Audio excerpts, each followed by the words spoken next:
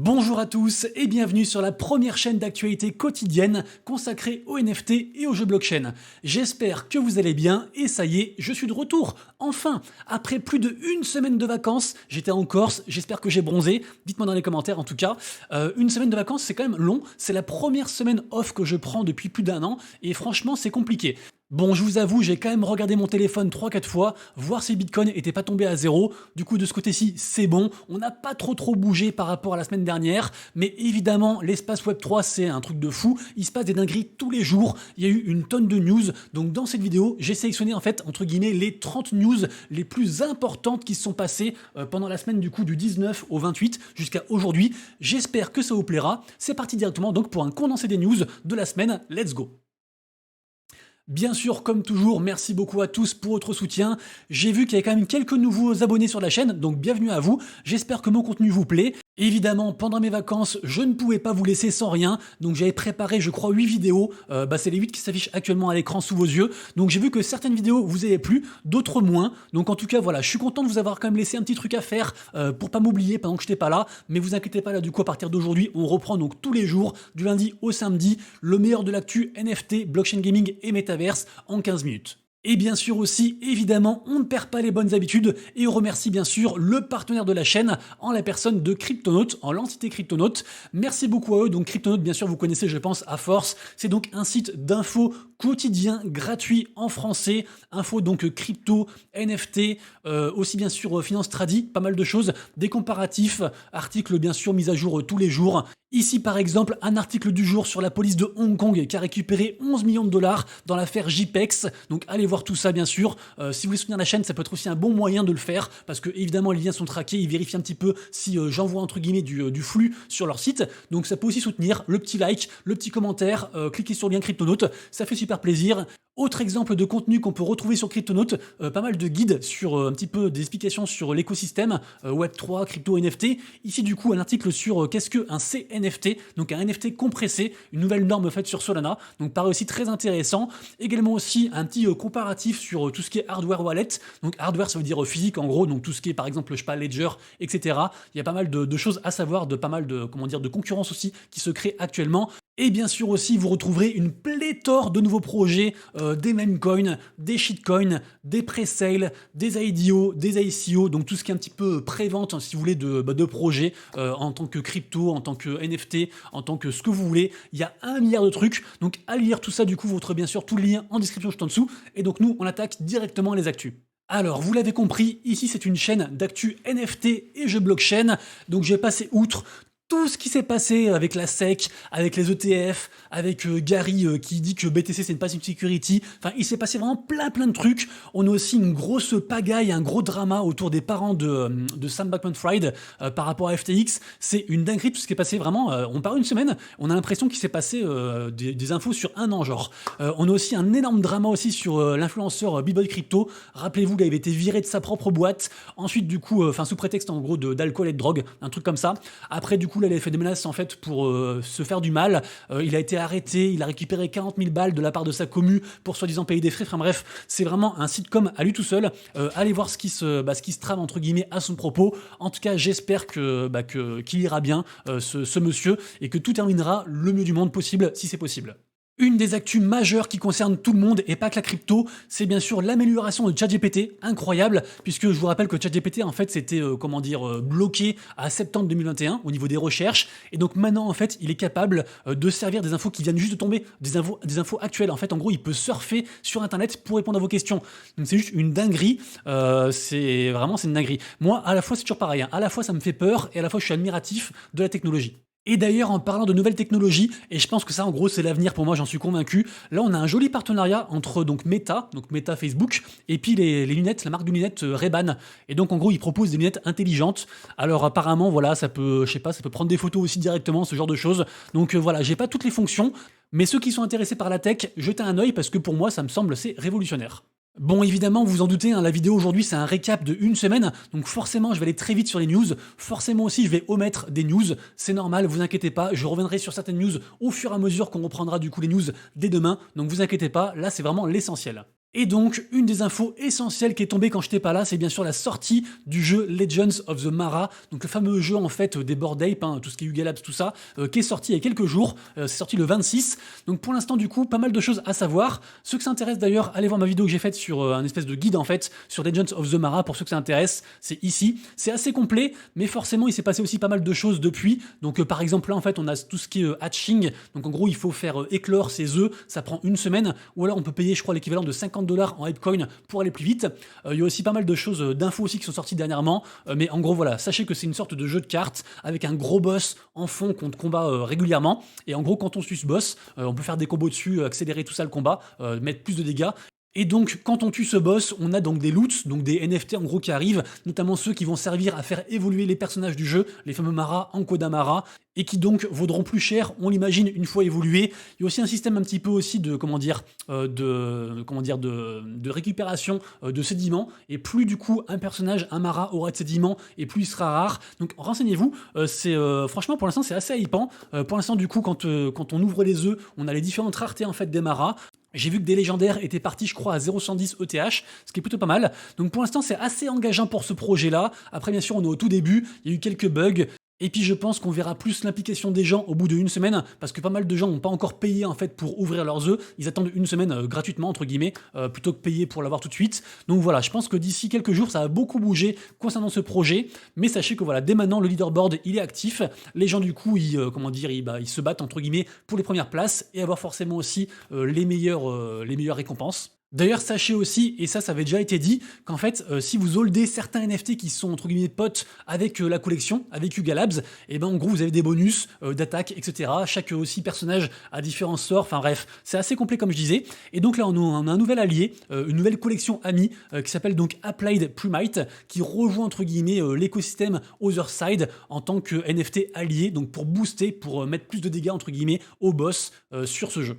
Et d'ailleurs, de manière générale, ça bouge beaucoup côté Yuga Labs actuellement. Il se passe pas mal de choses. Là, dernièrement, ils ont aussi partagé un gros tweet avec pas mal de nouveaux partenaires, notamment du coup ADN Inc., Axel BT Byte Inc., Badrino Games, Faraway GG. Et donc voilà, donc c'est très très bien et tout, ça bouge beaucoup, les gens sont assez hypés. Par contre, bizarre, ils n'ont pas cité la compagnie Improbable qui avait servi pour la première fois en fait à faire le metaverse Otherside. Du coup, les gens se disent, est-ce qu'il n'y a pas eu du coup un problème? Est-ce que le jeu, le gros métaverse promis en fait pour du coup fin d'année, il reste plus que 3 mois, va pas être reporté? On sait pas trop, mais voilà, ça bouge beaucoup, on sent qu'il se passe des choses en background. Peut-être que du coup le projet Legends of the Mara va servir à faire patienter les gens en attendant, mais je vous rappelle que Legends of the Mara c'est vraiment un énorme projet chez Yuga Labs. C'est pas comme Forge, le jeu qui est sorti juste avant, c'est vraiment une grosse pierre très présente en fait dans l'écosystème, et donc ils vont forcément mettre un gros focus dessus, mais peut-être que ça va servir aussi à faire un petit peu traîner les choses, et qu'on aura donc un retard probable sur vraiment le gros métaverse qui est promis sur Otherside. Allez, encore quelques nouvelles concernant Yuga Labs. De toute façon, vous le savez, Yuga Labs, c'est le premier acteur au niveau NFT. Donc forcément, en une semaine, il se passe plein de trucs. On est obligé d'en parler. Sachez que donc la baleine Mashevik Brother, donc qui est un multimillionnaire, s'est vu en fait valider sa proposition. Donc l'AIP 304. En gros, tous les holders de token Apecoin, donc le token qui est lié à l'écosystème Yuga Labs, peuvent faire des propositions. Après, du coup, les holders des différents tokens, ils votent. Et si c'est accepté, si ça dépasse 50%, et ben en gros, c'est appliqué. Et donc lui, Mashevik Brother, il avait fait une proposition, en gros de servir de, je crois de tête, c'était 11 millions de dollars de tokens, pour en fait racheter au floor price plein de collections NFT Yuga Labs, donc des Bored Ape, des Mibits, plein de trucs comme ça, et en gros les offrir à différents musées à travers le monde pour répandre entre guillemets la hype en fait des NFT et de Yuga Labs. Donc du coup le truc a été accepté, donc ça devrait beaucoup bouger. Je suis pas allé voir au niveau des dates comment ça va se passer, mais ça bouge vraiment beaucoup côté Apecoin, côté Yuga Labs. Également aussi, on a le cofondateur et président actuel de Animoca Brands, un très gros fonds d'investissement hongkongais qui investit de partout, surtout dans le gaming d'ailleurs. Donc ce mec-là, donc Yatsu, il a fait une proposition aussi pareil au niveau de l'Apecoin DAO, qui a été acceptée. Et en gros, il y a une espèce de coffre communautaire qui a été créé avec plein de NFT à l'intérieur, et ça équivaut entre guillemets à une petite sœur en fait de la DAO Apecoin, qui est liée du coup à la vraie DAO Apecoin, une sous-DAO si vous voulez. Donc très intéressant aussi. Bien sûr, vous retrouverez tous les liens en description. Je le répète, mais à chaque fois en fait dans mes vidéos, il n'y a jamais de conseils d'investissement, et je vous mets tous les liens en description. Donc c'est à vous de dig, à vous de faire vos propres recherches, DYOR, Dior, do your own research.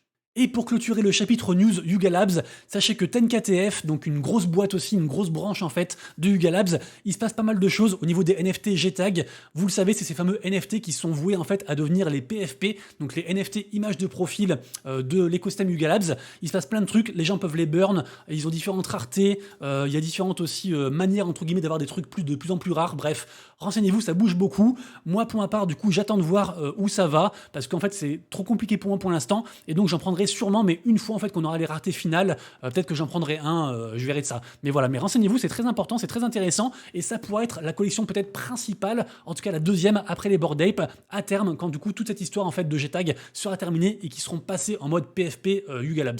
On continue ensuite avec une sorte de drama autour de Blur. Blur, vous le savez, hein, c'est la marketplace numéro 1 à l'heure actuelle. En termes de volume, c'est ceux qui sont vraiment loin devant. Ils sont loin devant OpenSea, hein, ils ont dépassé du coup OpenSea depuis très longtemps, grâce notamment, on se rappelle, au fameux airdrop, plus aussi aux baisses en fait de royalties sur la plateforme. Et donc Blur, ça fait un moment qu'ils sont quasiment muets, là on sait pas trop ce qui se passe. Là du coup, on a le fondateur Pacman qui s'est exprimé, qui a dit en fait c'est juste qu'en fait on réfléchit à plein de choses. Vraiment là, ça bouillonne, il va se passer des choses.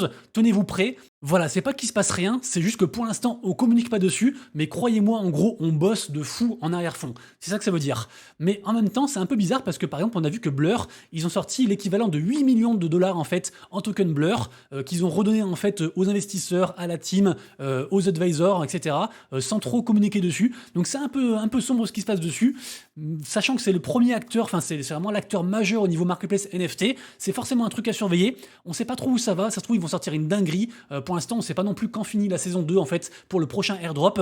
Il y a beaucoup de zones d'ombre, mais forcément c'est un acteur qu'il faut surveiller impérativement. Et évidemment, on parle ensuite des Pudgy Penguins, grosse collection NFT sur Ethereum. Je ne pouvais pas faire ce récap en fait sans en parler parce que vraiment c'est incroyable ce qu'ils font.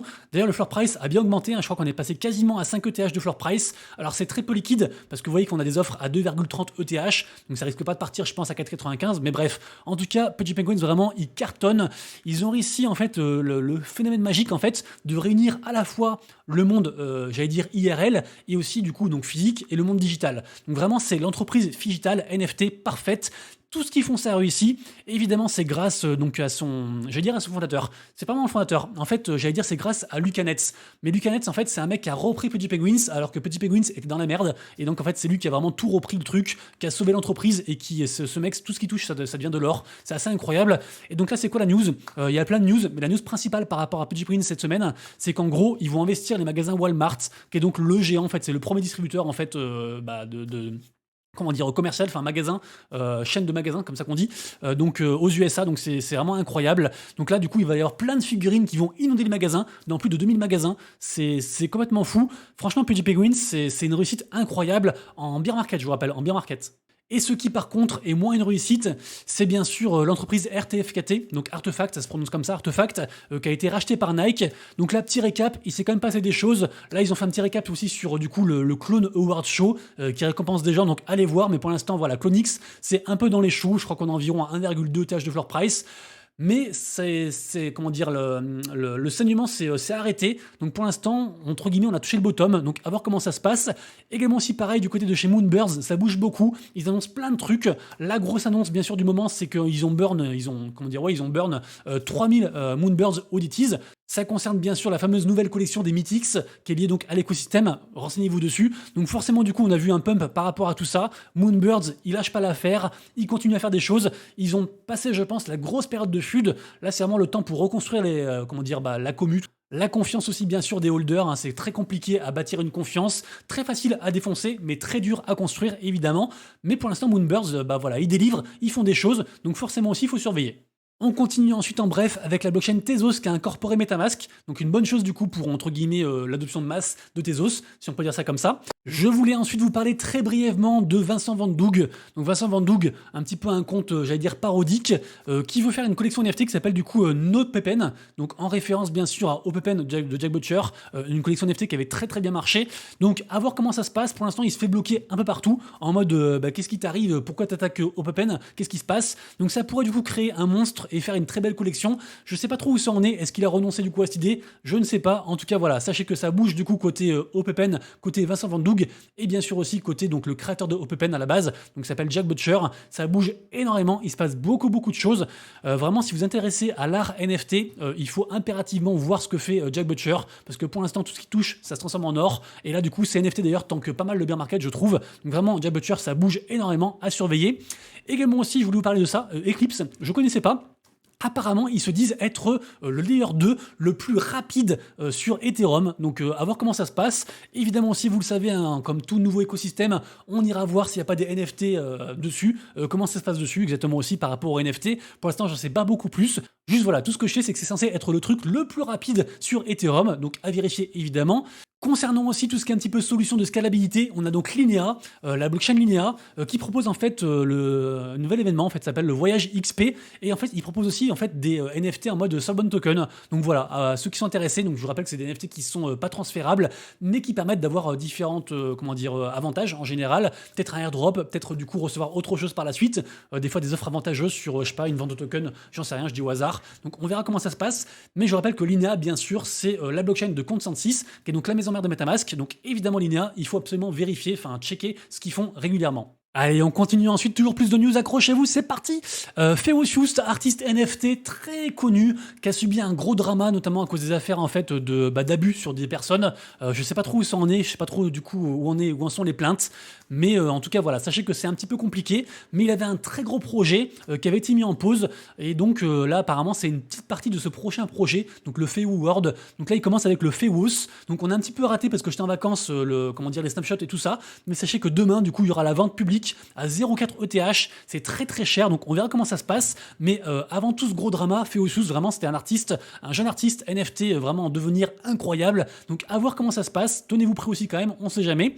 Très bonne nouvelle ensuite, on a le Paris Saint-Germain qui va distribuer des NFT gratuitement, des NFT en fait d'affiches générées par l'IA. Assez incroyable, c'est un partenariat avec Crypto.com et l'artiste Benjamin Bénichou. Donc tenez-vous bien au courant, mais il y aura donc 7 NFT qui seront disponibles donc pour chaque match, le jour du match, correspondant à chaque fois pour chaque affiche. Je voulais ensuite féliciter Bubble Maps, vous le savez, c'est un outil que j'utilise régulièrement qui permet en fait de voir en gros des bulles par rapport au projet NFT sur les différents wallets. Donc entre guillemets, vous avez toutes les datas visuellement, c'est super pratique. Il y a une partie gratuite d'ailleurs aussi pour ceux qui veulent checker Bubble Maps. Et donc là, ils ont levé 3 millions de dollars pour accélérer entre guillemets leur projet, notamment avec Asher comme investisseur. Donc très intéressant, vraiment, j'aime beaucoup ce projet. Et je vous rappelle que je suis partenaire avec eux, donc forcément, je continuerai aussi à vous en parler régulièrement. J'ai ensuite une info, mais je sais pas trop quoi en faire. C'est en fait le créateur des NFT Ordinals, donc les fameux NFT sur Bitcoin, qui fait du coup une nouvelle idée, un nouveau protocole en fait, qui s'appelle du coup Runes. Alors je suis pas allé voir ce qui se passe, mais en gros, c'est des sortes de tokens fongibles, donc c'est pas des NFT.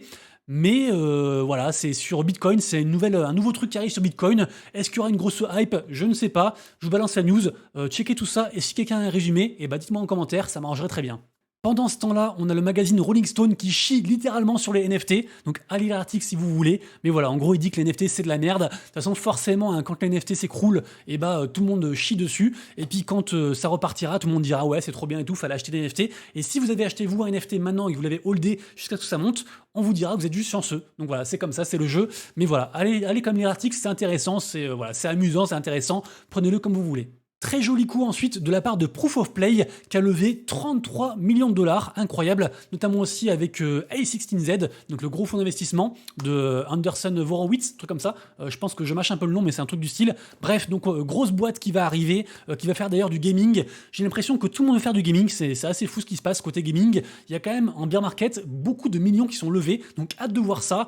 On espère vraiment une apogée du gaming en mode adoption de masse pour le bull run à venir. Il y a toutes les étoiles qui s'alignent pour l'instant pour ça, donc vraiment je croise les doigts, j'ai grand hâte, et forcément aussi quand une boîte comme ça lève 33 millions de dollars, il faut regarder ce qu'ils vont proposer, les différents jeux, tout ça, parce que forcément ils ont du coup de quoi faire pour que ça marche. Du côté ensuite de Artblock, donc la première plateforme d'art génératif, peut-être la plus ancienne et la première la plus grosse. Donc il y a une personne emblématique qui part, donc c'est du coup Purple Hat, donc le chapeau violet, qui quitte l'écosystème et qui va retravailler pour Google apparemment. Donc c'était le CTO donc de Artblocks, donc ça fait quand même un peu d'ombre à ce qui se passe actuellement sur Artblocks. Mais voilà, je pense qu'il faut pas non plus trop s'en faire. Pour l'instant, au niveau artistique, les NFT, c'est ce qui marche encore le mieux. Donc il y a beaucoup de gens d'ailleurs qui quittent en fait tout ce qui est NFT, PFP, image de profil, tout ce qui est singe, etc.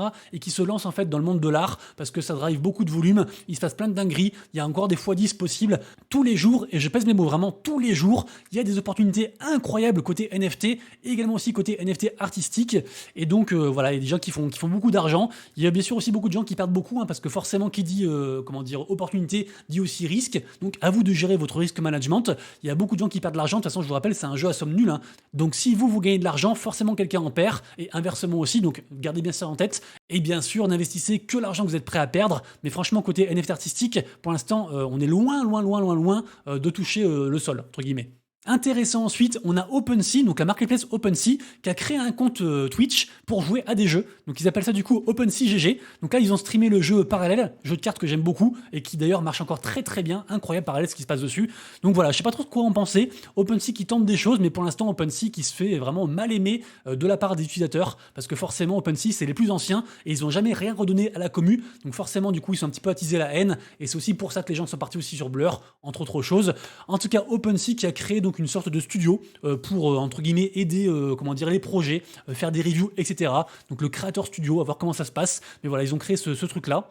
Je continue ensuite en bref avec une news intéressante parce que rappelez-vous, on se rappelle que Mojang, qui est la boîte qui est derrière Minecraft, avait interdit toute utilisation en fait de leur map Minecraft en fait avec les NFT. En gros, si vous touchez aux NFT et que ça touche aussi Minecraft, forcément vous faites poursuivre par Mojang, ils sont milliardaires et forcément vous n'avez pas envie de ça parce qu'ils vont vous mettre sur la paille. Et donc ils avaient dit voilà, c'est interdit machin, mais on n'avait pas trop de nouvelles et donc là ça y est, ça commence entre guillemets à arriver. Là on a la fermeture d'un serveur du coup Minecraft accès Web3, accès Bitcoin, parce qu'en gros les gens pouvaient en fait jouer au serveur, à Minecraft, et puis gagner en fait des Bitcoins grâce du coup à leurs actions dans le jeu. Donc voilà, du coup Mojang a demandé la fermeture, forcément du coup le serveur donc Satlantis a fermé. Donc voilà, de manière générale, je vous rappelle que c'était ça qui avait causé la perte de NFT World, un très gros projet NFT basé entièrement sur Minecraft. Donc forcément quand ils ont sorti ça, le truc s'est écroulé. Après d'ailleurs ils ont rebrandé, ils ont refait un truc, et là je crois que c'est un petit peu reparti d'ailleurs. J'ai oublié le nom. Si quelqu'un a le nouveau nom, dites-moi dans les commentaires. Je crois que c'est Utopia, un truc comme ça. Bref, du coup, voilà, l'interdiction porte ses fruits. Donc voilà, c'est une petite news intéressante, je pense, à vous communiquer. Youths ensuite, qui est donc la seconde collection de Franck, le créateur des Degods. Donc il y a Degods, la grosse collection, qui d'ailleurs tank bien pour l'instant. Là, ils avaient subi une grosse vague de FUD, et là ils ont inondé entre guillemets les holders en fait de plein de lots différents, de l'argent, des téléphones, des PlayStation, plein de trucs. Allez voir ça, c'est assez fou. En gros, les gens qui sont holders de NFT des Gods, ils soft stack leur NFT, ils ont des points, et grâce à ces points en fait ils jouent une roulette, et en fait avec la roulette ils gagnent des lots. En gros, c'est un peu ça l'idée. Par contre, Youths, donc le petit frère, la petite sœur mal aimée si vous voulez, la seconde collection qui était partie à la base sur Polygon. Du coup, il s'est rien passé sur Polygon. Là, ils l'ont rapatrié du coup sur Ethereum il y a quelques mois et il se passe toujours rien. Ils ont fait un rebranding, mais qui ne sert à rien. Donc pour l'instant, vraiment, Youths, c'est la collection vraiment abandonnée de son créateur. On ne sait pas trop où ça va. Donc voilà. Après, bien sûr, du coup, c'est très bas au niveau des prix, au niveau des floor price. Peut-être une opportunité pour en prendre un. Je ne sais pas. Ça me paraît très risqué, mais c'est vous qui voyez évidemment. Bien sûr, ensuite, on passe à Nakamingos, la collection qui a fait beaucoup parler, donc une collection qui est partie de rien, full spéculation, on sait pas trop qui est derrière, c'est vraiment la commu qui a porté le projet jusqu'à quasiment un otage de floor price. J'avais fait une vidéo où je consacrais quasiment, je crois, 10 minutes juste à Nakamingos, tellement là, ils avaient déçu dernièrement avec l'arrivée d'une seconde collection qui était payante. Au final, la collection, du coup, était gratuite. C'est la collection, donc, Nakamingos Clocks. Pour l'instant, il s'en sort pas si mal, parce que Nakamingos, du coup, est retombé à 0,18. Après avoir touché, je crois, 0,15, donc on n'est pas si mal, on est à 0,18, et les clocks, ils sont là, je crois qu'ils sont à 0,07, voilà, 0,07 pour un free mint, donc c'est pas si mal, ça fait du 0,25 si on met les deux en même temps, donc voilà, pour l'instant, on sait pas trop où ça va aller, est-ce que ça va à 0, est-ce que ça va exploser, je ne sais pas, en tout cas, beaucoup de gens ont fait beaucoup d'argent, parce que, en fait, certaines personnes ont eu des raretés, notamment des, je sais pas, des loups nus, des trucs comme ça, enfin, des naked wolf, pour le dire en anglais, si vous n'allez pas comprendre, vu que j'articule pas, mais en gros, voilà, certaines personnes ont pu revendre certains NFT très cher, j'en ai vu partir à genre 2-3 ETH et tout, donc ça a beaucoup brassé pas mal de volume, et puis voilà, donc forcément collection à surveiller actuellement, Nakamingos et Nakamingos Cloaks, ça fait beaucoup parler, évidemment, sold out en 30 secondes je crois de mémoire, un truc comme ça. Également si ça bouge beaucoup sur Sugarton, je vous rappelle c'est un très gros projet, c'est le projet Gaming Web 3 en fait de Zynga, ceux qui ont fait Farmville, et qui ont été rachetés d'ailleurs par Tech2, ceux qui font GTA, donc évidemment gros studio derrière, ils ont beaucoup d'argent, ils font pas mal de choses, le stacking est live, pour l'instant les NFT ont pas mal baissé, je crois qu'on on est à 0,18, 24, 0,24 ETH. Mais voilà, c'est toujours très prometteur. Je rappelle que c'était un free mint. Donc voilà, ça bouge beaucoup côté Sugarton. Vraiment, projet à surveiller impérativement. Assez incroyable. Et je crois qu'ils ont aussi montré des images du gameplay à confirmer. Mais voilà, images du gameplay, je crois qu'elles sont sorties.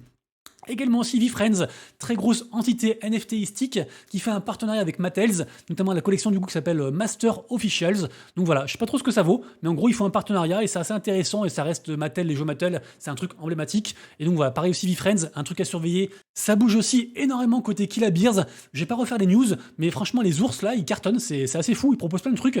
C'est assez rare de voir une boîte aussi active comme ça en bear market.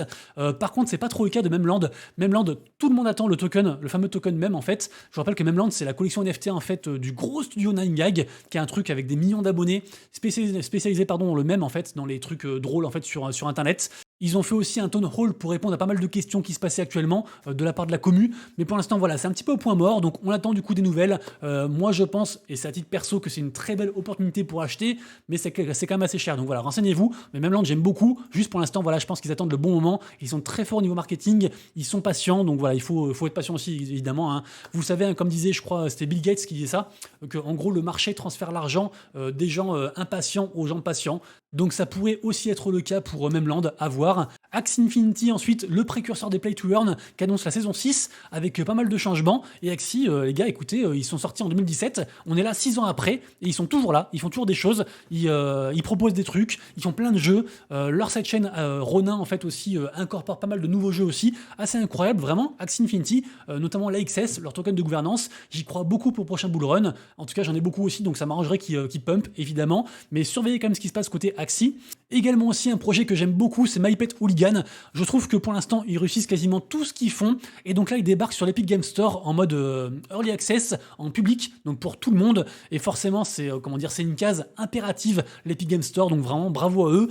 Donc voilà, ceux qui veulent tester, testez ça gratuitement. C'est un jeu de combat, en gros, vous verrez ça. Et franchement, c'est super intéressant. J'aime beaucoup MyPet Hooligan. C'est incroyable ce qu'ils font. Également aussi, un jeu prometteur, c'est Formula E High Voltage. Pour l'instant, ça démarre très doucement, mais en gros, c'est le jeu en fait de Animoca Brands, donc le fameux célèbre fonds d'investissement hongkongais. C'est un jeu de voiture. Pour l'instant, j'ai l'impression que les jeux de course marchent pas trop bien sur la blockchain, mais là, c'est vraiment un jeu en mode presque simulateur, très bien fait, très immersif. Donc à voir, apparemment, il y a déjà 10 000 personnes qui sont inscrites, en tout cas pour pouvoir jouer au jeu. Également aussi, j'ai vu que Animoca Brands avait fait un partenariat avec Honda au niveau de la F1. Ça n'a rien à voir avec le jeu là, du coup, Formula E High Voltage. Mais voilà, ils ont fait aussi ça bouge aussi beaucoup côté Animoca Brands.